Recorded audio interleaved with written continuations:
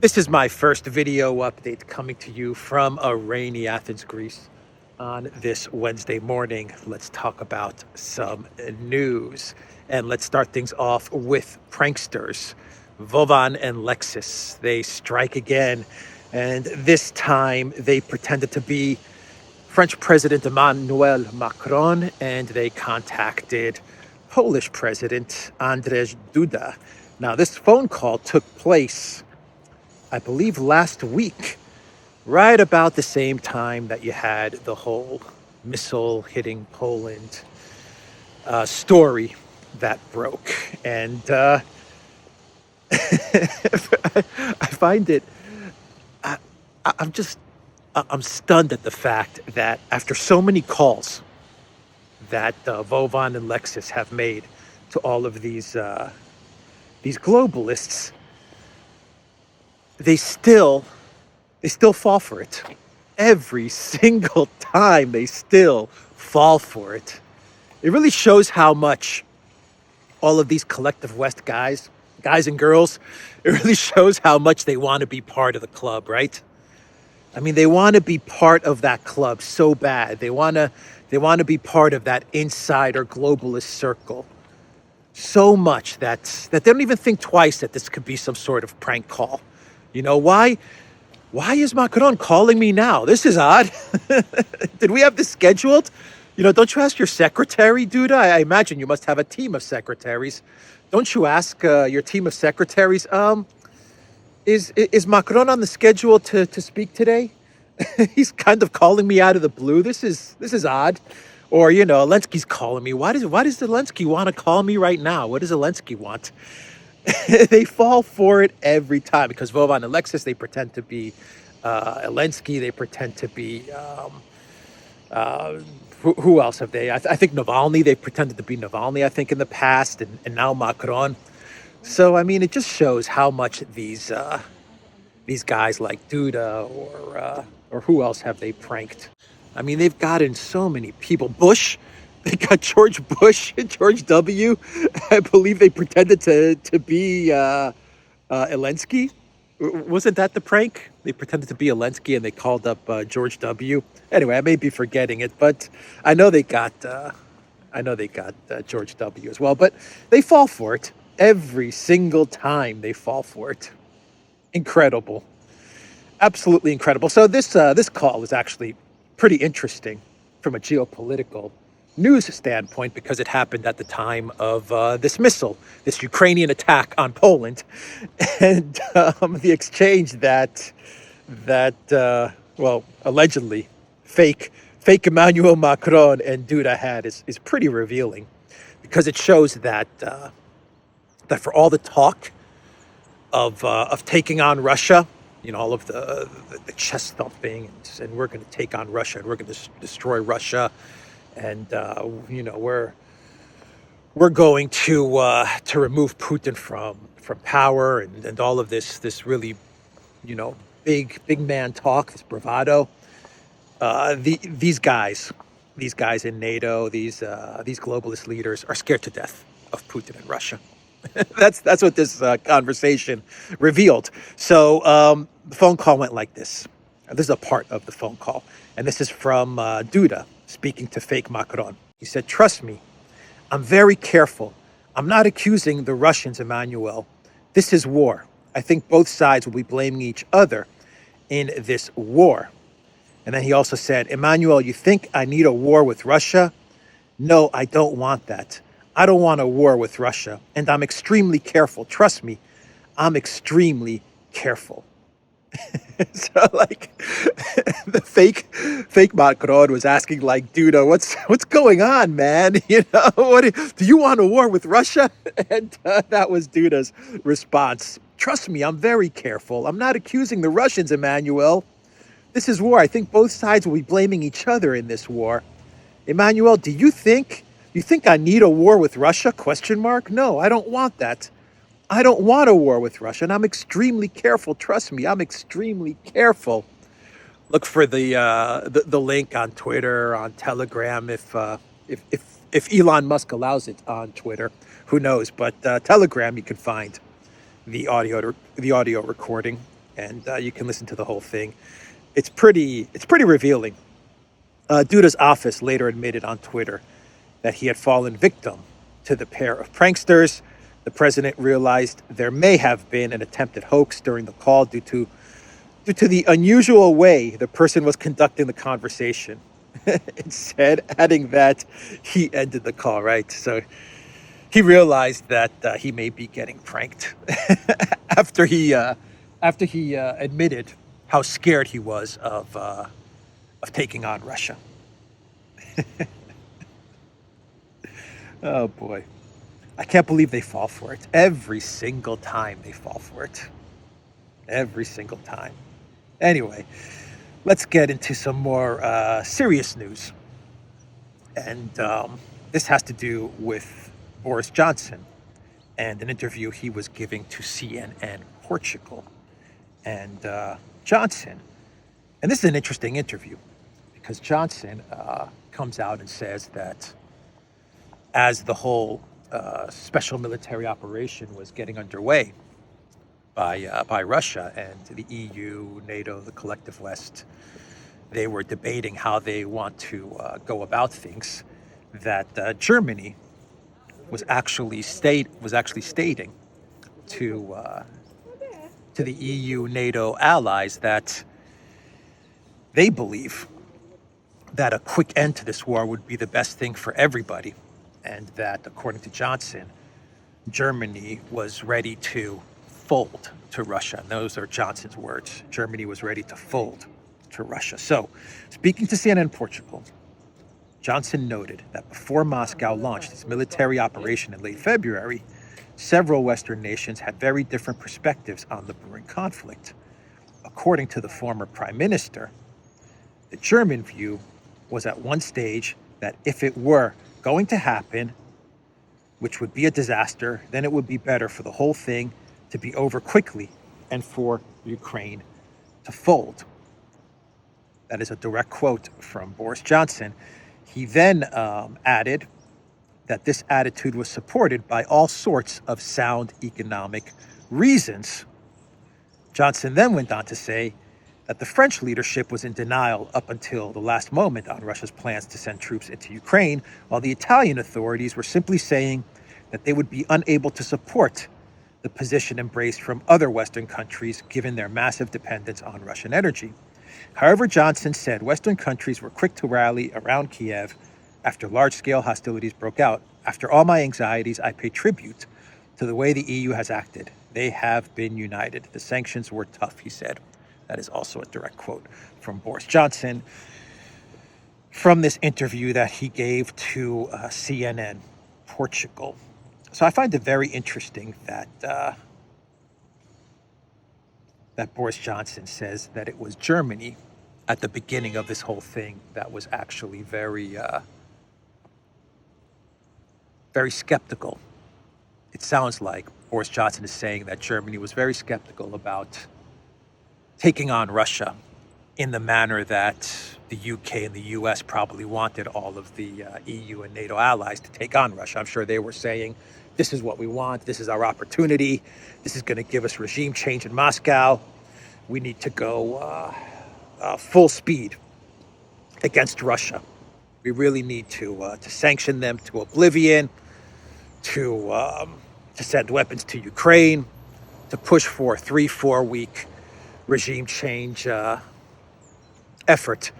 And it seems like Germany, at the very beginning of this conflict, was like, look, this is bad. This is going to be a disaster. The best thing for everybody, especially on an economic level, and it looks like Italy was agreeing with that. On an economic level, on a security level, the best thing is for Russia to achieve its aims quickly. That seems to be what the German position was at the very, very beginning. And then it looks like pressure was placed on Germany, and they went along with the US-UK plan, which was regime change. That was the plan. It looks like that's what they sold Germany on, and that's what they got Germany to go along with, because the way I'm looking at it is like this. The SMO starts in February, And Germany is saying, before the SMO and as the SMO is getting underway, Germany and Italy, they're saying, look, let's just have this thing end quickly. If Russia's goal is to get Zelensky to agree to neutrality, that's fine. Let's just end this. Let's not have an economic, humanitarian disaster, and we can be done with this. And it looks like the UK and the US, they saw that Germany was not signed up to the Let's Destroy Russia plan. Rightly so. As Boris Johnson said, there were economic interests involved. And Boris Johnson actually says there were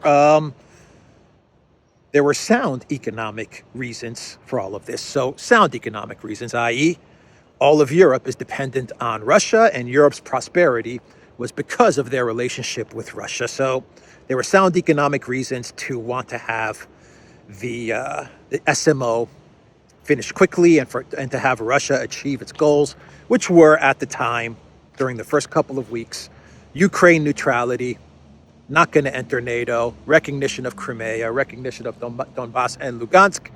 So that would be it, right? That would be the end of it, and everyone, can just go back to how things were. But it looks like the U.S. and the U.K., they went to Germany and they said, you know what, Germany, we understand that you want this thing to be over quickly. And we see where you're coming from, your economic reasons and all of these things. But we have another proposal for you. How about if you guys sign up to this regime change effort? This is what's going to happen. We're going to sanction Russia to the hilt. We're going to put pressure on Putin. We're going to arm Ukraine to the teeth. We're going to try to get protests started in Moscow, and we're going to overthrow the Russian government.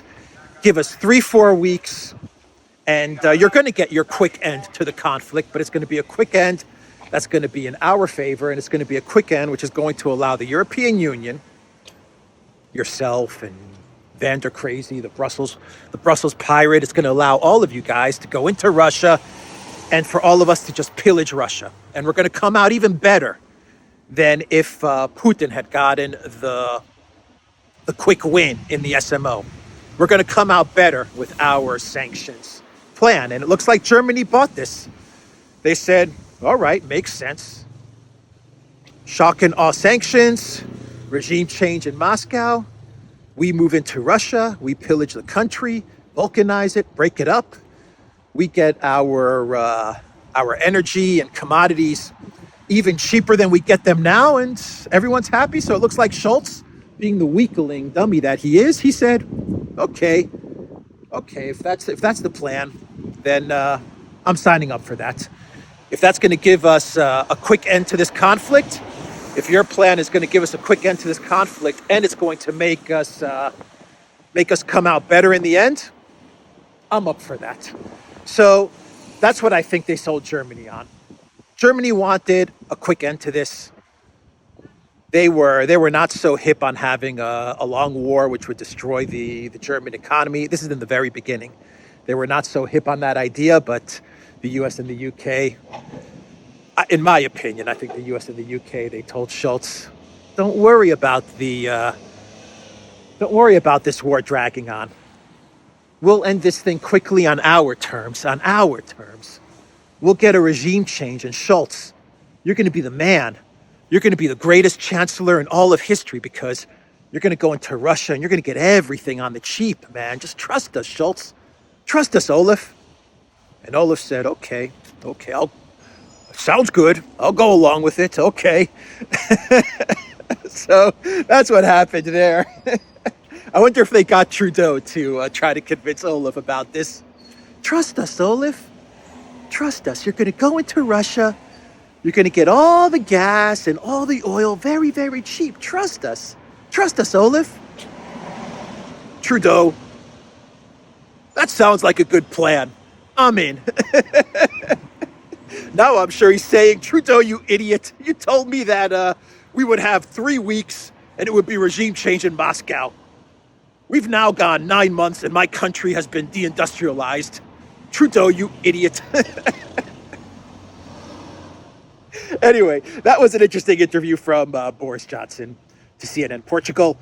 Let's do a final story, and this is coming from the Wall Street Journal, just to really hit home the goal of regime change in Moscow, just to drive it home that this has always been the goal of the collective West, and actually remains the goal of some parties in the collective West. We have this Wall Street Journal article with the title, CIA aims to recruit spies among Russians displeased with the Ukraine war. The CIA openly announced plans to recruit Russians, according to the Central Intelligence Agency's David Marlowe, the Deputy Director of Operations for the CIA, David Marlowe. According to a speech that he gave to an academic audience about the invasion of Ukraine, he said that it opens opportunities for Western intelligence agencies among disaffected Russians. The CIA is seeking to recruit military officials, oligarchs, executives. Quote, "We're open for business." This is what David Marlowe said during this speech.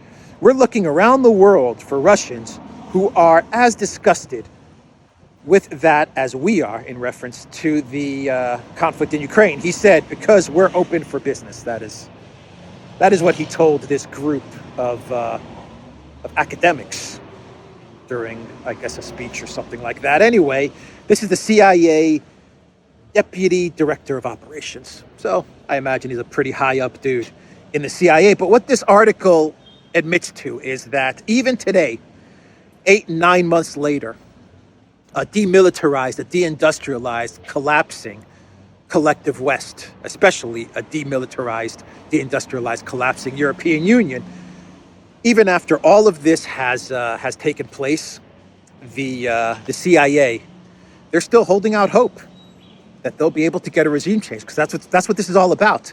Can we find oligarchs, business executives, military officials, Russian oligarchs, Russian business executives, Russian military officials who are prepared to join us in this war, in this effort to overthrow Russian President Vladimir Putin and get a new government in the Kremlin. That's what this is all about.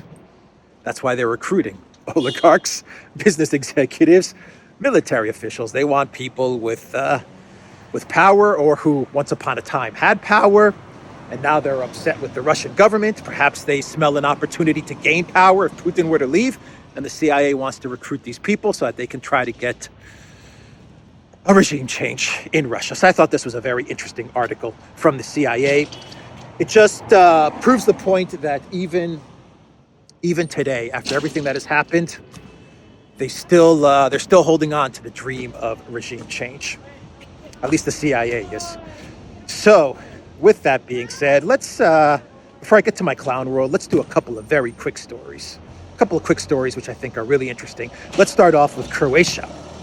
Croatia has refused to train the armed forces of Ukraine. So you have a whole bunch of EU countries, collective West countries, which are training the Ukraine military, including the UK.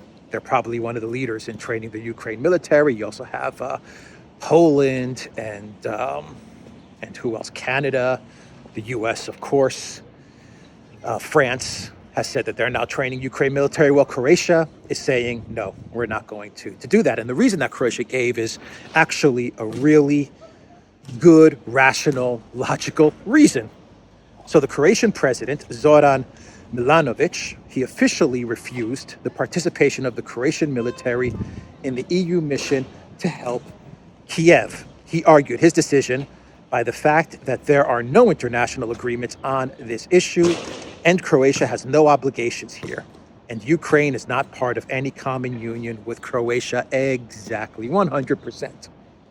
Now, I understand he's the president of Croatia. I don't know how binding his decisions are, but the statement is absolutely correct. There are no agreements, no treaties, no alliances with Ukraine. So why should Croatia train Ukraine military? Why? Very, very sound, rational, logical statement from Croatia.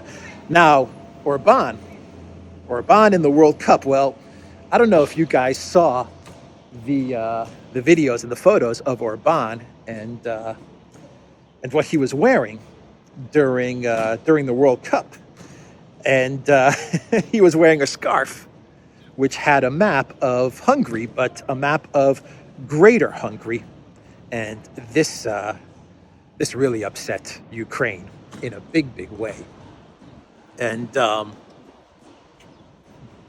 I never knew this existed. This park right here, this playground, this basketball court, volleyball court. I had no idea it existed. But Hungarian Prime Minister Orban was wearing a scarf, and it had a map of Greater Hungary. And this photo went viral. It was all over the place. And the map includes territories of modern-day Austria, Slovakia, Ukraine, Romania, Serbia, and Croatia, before the Treaty of Trianon was signed in 1920. So it depicts Hungary pre-1920 borders. And this is a map that, from what I understand from my research, is commonly featured on souvenirs or decorations during official events of Hungary. Well, Ukraine's foreign minister went absolutely berserko, and he said that he will be summoning the Hungarian ambassador over the scarf controversy. So Ukraine did not like the fact that Orban was wearing a scarf with a map of Greater Hungary, and in that map it showed the territory of Ukraine, which is historically Hungarian. Orban, for his part, he said this with regards to the scarf controversy. He said, "Football is not politics. We won't see anything that isn't there. The Hungarian national team is the team of every Hungarian, wherever he lives." That's an interesting statement from Orban. Very interesting statement. Did not please Ukraine one bit. Keep in mind that Hungary's foreign minister, Peter Szijjártó, on Monday, he actually traveled to Sochi to attend the Atom Expo, International Forum on Nuclear Energy. And the reason Szijjártó was there is because he is in talks with the head of Russia's state atomic energy company Rosatom over a planned Russia-backed expansion of Hungary's only nuclear power plant. And Szijjártó said that the project was in Hungary's national, strategic, and national security interests. The global energy crisis means that it is of unprecedented importance for a country to be able to produce the energy it needs. The Pax nuclear power plant plays a key role in our energy security, Szijjártó wrote on Facebook. So Hungary is not too invested in the whole Ukraine project, that's for sure. They're not buying into the Ukraine project. So I thought that was a bit of interesting news. And finally, another quick story is coming from French publication Le Monde, and they are now talking about the demilitarization of Europe and the United States. And they ran an article with the title, "Western Arms Stocks Are Reaching a Critical Low Due to Supplies to Kiev." So now you have a whole bunch of U.S. publications which are talking about the demilitarization of the United States, the Pentagon running low on stockpiles, and now you have Le Monde running with an article saying that Western analysts are starting to sound the alarm bells with regards to the weapon stockpiles, the arsenals of Europe and the U.S. They are running low, and they have fallen below the level required for military planning and training. So that is coming from the French publication Le Monde. And finally, let's do a clown world, and I want you guys to see a screenshot of an Atlantic magazine. The title of this magazine says, "The bad guys are winning," and the underneath the 5 gentlemen there pictured in this screenshot, blood red background. You have Erdogan, Xi Jinping, Putin in the middle, Lukashenko, and Maduro. Underneath it, you have the byline, which reads, "How a New League of Autocrats is Outsmarting the West." Authored by Anne Applebaum. Who else but Anne Applebaum? She is a chief neocon married to the one-time Polish foreign minister, Sikorski.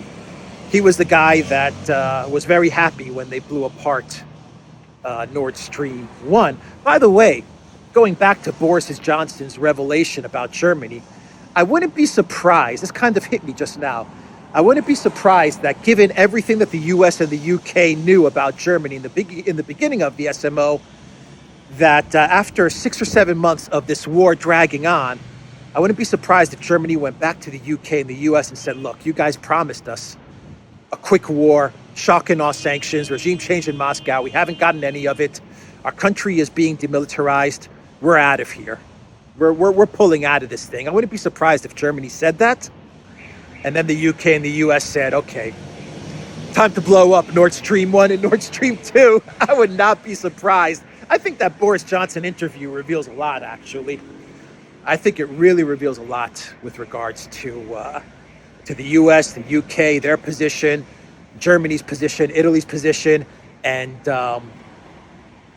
I think that Germany, they were promised a short war, a short shock and awe regime change war. They didn't get it.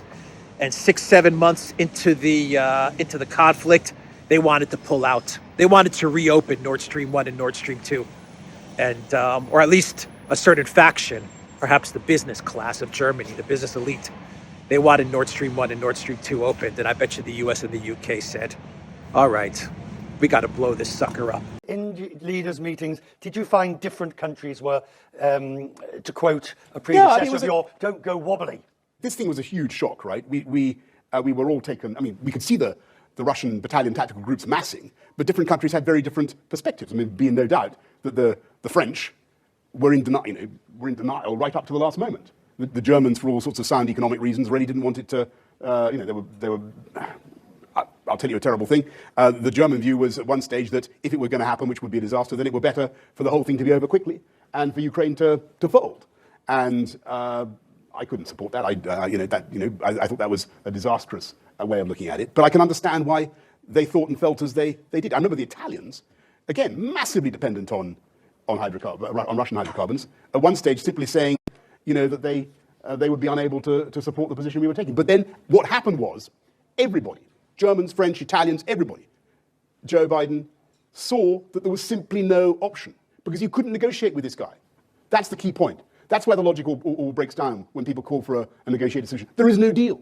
He's not offering one. He doesn't even want one. Which takes me to and Zelensky isn't in a position to do one. His people wouldn't let him. I will leave it there, theduran.locals.com.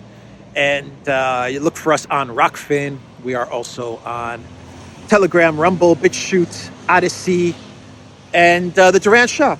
10% off. Use the code GOODDAY. This is Texas flag right here on my Duran sweatshirt. Take care.